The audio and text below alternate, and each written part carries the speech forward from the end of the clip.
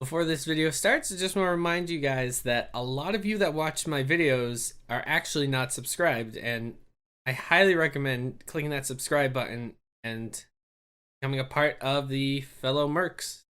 And also be sure to check out the Patreon, link in the description, and join the Discord. Alright, see you guys later, enjoy the video. Hello everyone, my name is Agent Paul of Mobile Task Force Delta 7, codenamed Bookkeepers, and welcome back to another SCP document review. And the SCP we'll be reviewing today is SCP-131, Object Class, Safe. Special Containment Procedures.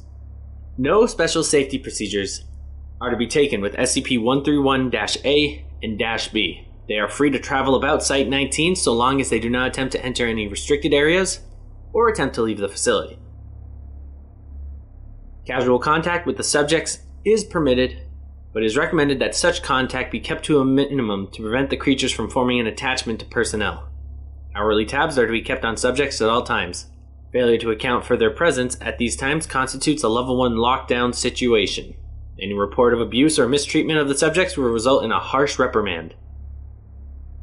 Description: SCP-131-A and -B, affectionately nicknamed the iPods by personnel, are a pair of teardrop-shaped creatures roughly 30 centimeters in height, with a single blue eye in the middle of their bodies.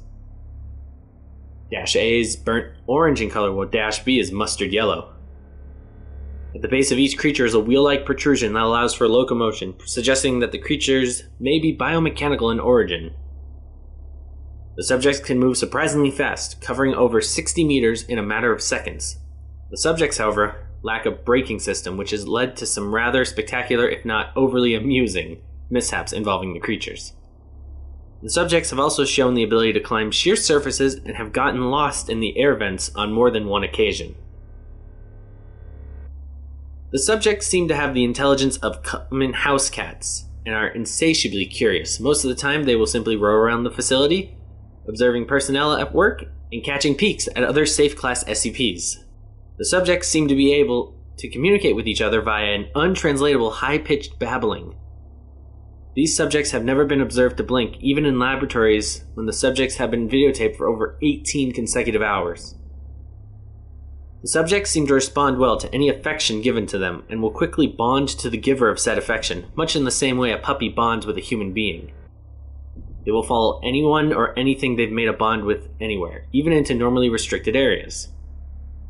Although curious, the subjects can sense danger in their general vicinity, and if the object of their bond begins to approach something they register as dangerous, example, Euclid or Keter class objects, they will swarm around the bonded companion's feet or appropriate extremities while babbling in a panicked tone as if to warn them. Because of the daily dangers faced by Site-19 staff in dealing with Euclid and Keter class objects, it is recommended that staff avoid making attempts to bond with the subjects, as it can pose a distraction during delicate operations and experiments, and may pose a danger to the subjects themselves. See Addendum 131-1.